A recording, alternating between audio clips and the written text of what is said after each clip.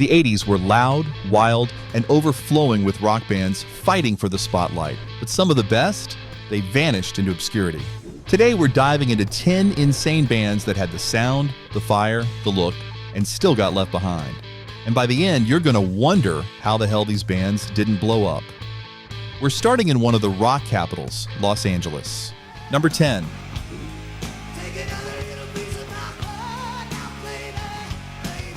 Rough Cutt wasn't just another LA glam band. They were a powder keg of raw talent with serious connections.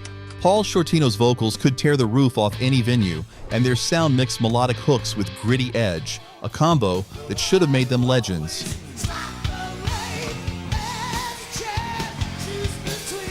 Their debut album, Rough Cutt, 1985, and its follow-up, Want You, 1986, delivered heavy-hitting tracks like Dreamin' Again and Take Her.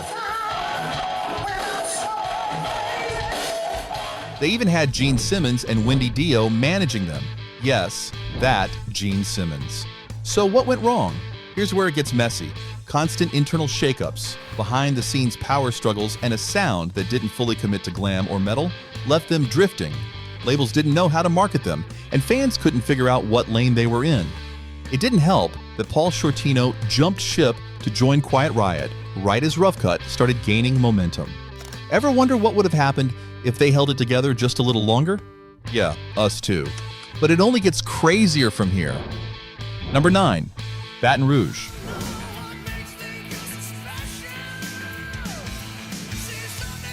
Baton Rouge had that polished, southern-tinged hard rock sound that should have dominated radio in the late 80s. Formed in Louisiana and later based in LA, their 1990 debut album, Shake Your Soul, was packed with soaring hooks, slick production, and melodic firepower. Especially tracks like Doctor, There Was a Time, and their signature single, Walks Like a Woman.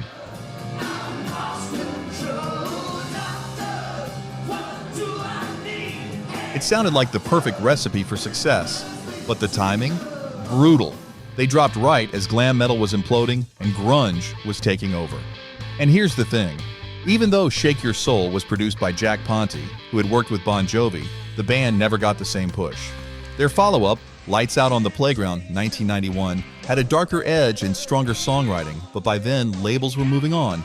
Fans who discovered them later still wonder, if they'd come out just 3 years earlier, would they be a household name? The missed potential stings, and the next band might sting even more. Number 8. Lion.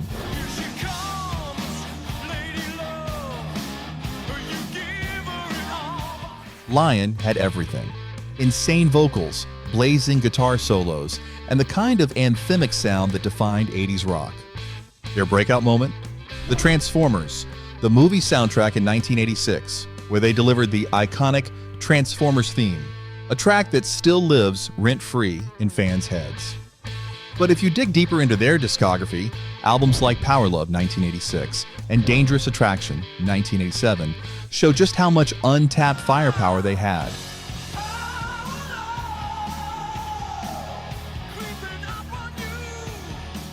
Tracks like Never Surrender, In the Name of Love, and Fatal Attraction were pure, polished hard rock ready for the big stage. So why didn't they break through? Some blame shaky label support, others point to bad timing. And let's be real, with the scene overcrowded by big names like Dokken, Rat, and Whitesnake, even the most talented bands got drowned out. Doug Aldrich, their guitarist, later went on to play with Dio and Whitesnake, proving the talent was never the issue. You ever listen to a song and think, this should have been massive? That's Lion. And the next band? They were even heavier and just as unlucky. Number 7. Q5.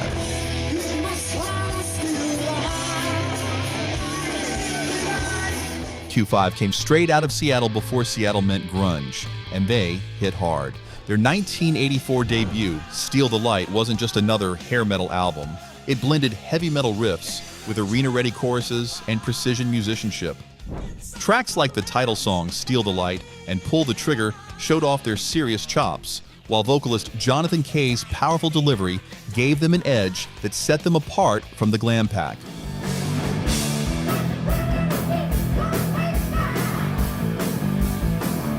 Critics loved it. Underground fans worshipped it. And yet, almost no one remembers them today.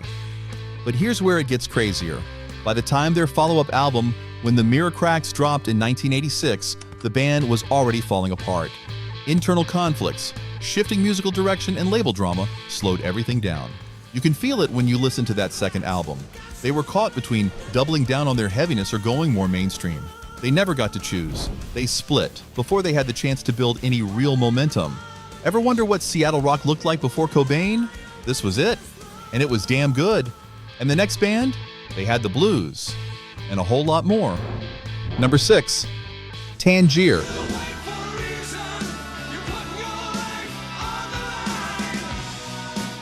Tangier didn't sound like the Sunset Strip, they sounded like the back alleys of Philly, soaked in blues and attitude. Their 1989 album, Four Winds, was the real deal. Gritty, soulful, and packed with songs that felt like they belonged in both dive bars and stadiums. On the Line was their biggest hit, a swaggering, slide guitar-driven anthem. But don't sleep on tracks like Mississippi or Stranded.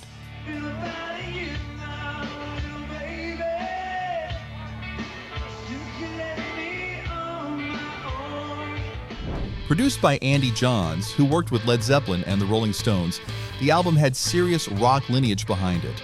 So what happened? They didn't look like Poison, they didn't sound like Bon Jovi, and that worked against them. Atco Records gave them a shot, but without heavy rotation on MTV or major touring support, Tangier quietly fell through the cracks. Their follow-up, Stranded, 1991, barely made a ripple.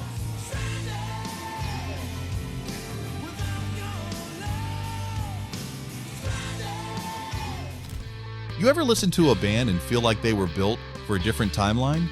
That's Tangier, too bluesy for glam, too clean for grunge, and too damn good to be forgotten. What's next? A band that had Gene Simmons behind them and still couldn't catch a break. Number 5, Black and Blue. Black and Blue had the look, the sound, and the backing of Gene Simmons himself. Yeah, the Kiss legend produced their early records. Their self-titled debut, Black and Blue, 1984, lit up the hard rock scene with tracks like Hold On to 18, a punchy youth anthem that felt tailor-made for the MTV era. Their follow-up, Without Love, 1985, leaned into polished production with songs like Miss Mystery, while Nasty Nasty, 1986, brought back the grit. Tommy Thayer shredded on guitar, and he'd later replace Ace Frehley in Kiss, proving this band had top-tier firepower. But they never broke through the noise. Why? Some say Gene Simmons divided his attention, putting more push behind other acts. Others point to the band being too heavy for pop audiences and not heavy enough for metalheads. Whatever it was, the pieces just never clicked. By the time In Heat, 1988, dropped, the scene was shifting fast, and Black and Blue got left behind. Ever hear a band and think they were right there and no one noticed?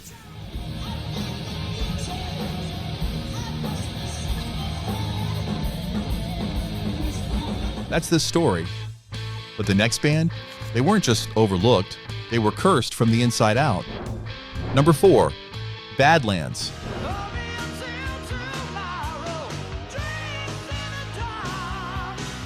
Badlands was a supergroup built for greatness. Jake E. Lee, fresh off his Ozzy Osbourne run, teamed up with powerhouse vocalist Ray Gillen. Their self-titled debut, Badlands, 1989, wasn't just good, it was explosive. Dreams in the Dark was the lead single, and it had everything. Bluesy swagger, haunting vocals, and stadium-sized riffs. But the rest of the album? Just as lethal. Winter's Call, High Wire, Rumblin' Train.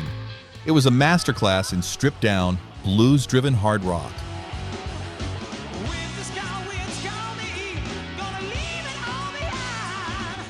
So what went wrong? It's the kind of downfall that feels almost cursed. Gillen's health deteriorated fast. The band's second album, Voodoo Highway 1991, came and went with barely a whisper. And the grunge wave? It buried anything that sounded like traditional rock.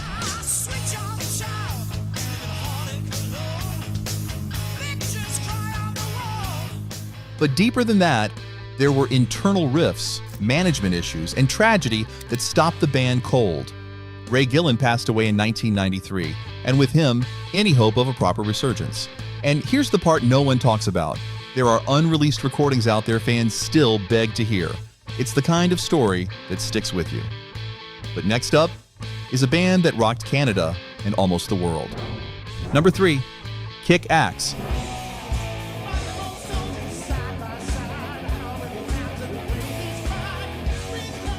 Kick-Axe had one goal: to blow your speakers out, and they delivered. This Canadian juggernaut dropped Vices in 1984, an album stacked with pounding drums, sky-high vocals, and enough guitar energy to light up a stadium.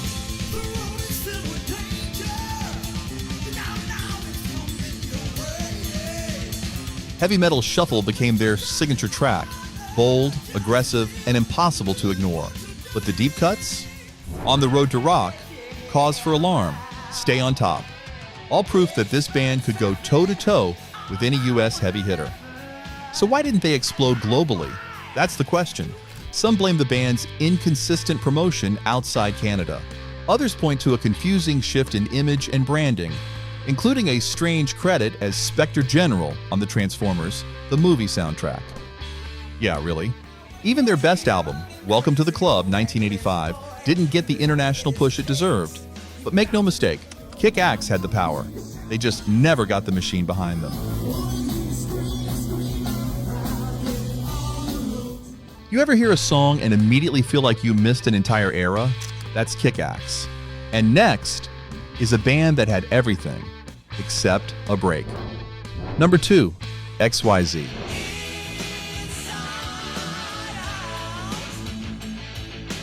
XYZ had the voice, the polish, and a debut album that should have cracked the charts wide open. Fronted by Terry Ilous, who had the kind of vocals that could flip from smooth to snarling in seconds, they dropped their self-titled debut, XYZ, in 1989, and it was stacked. Inside Out became their breakout track, with a music video that actually did get MTV rotation. But also, check What Keeps Me Loving You, Maggie, and Tied Up.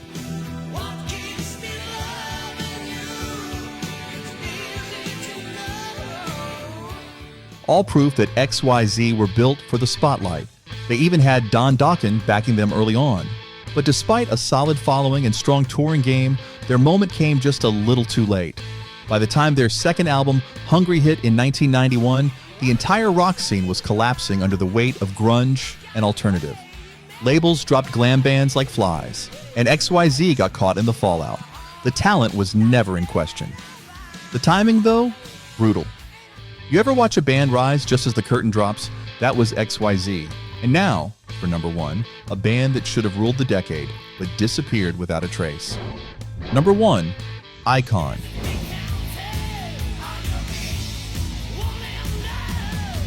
Icon should have been massive. Their debut album, Icon, 1984, hit with a sound that was fierce, fast, and razor sharp. And Rock On Through the Night set the tone with thunderous riffs and high-voltage energy. But it was their second album, Night of the Crime, 1985, that really showed what they were capable of. Produced by the legendary Eddie Kramer, who worked with Kiss and Led Zeppelin, it featured songs like Danger Calling, Naked Eyes, and Out for Blood, anthems that had all the makings of arena rock classics. Critics raved. Fans who did hear it were hooked. But here's the twist. They never got the MTV push. Their image didn't scream glam, and their sound didn't fit neatly into any box. The result? Icon got lost in the noise, overshadowed by bands with more eyeliner or tighter pants.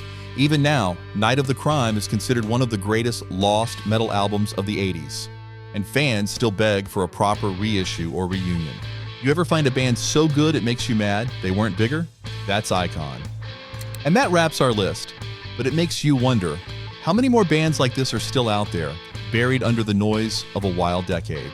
Some of these bands had the songs, the look, and even the right people behind them, but still disappeared without a trace. Makes you wonder, how many legends did we lose without ever hearing their full story? If you got a forgotten favorite we didn't mention, let me know in the comments. And if you want more deep dives like this, hit that like button and subscribe for the next one.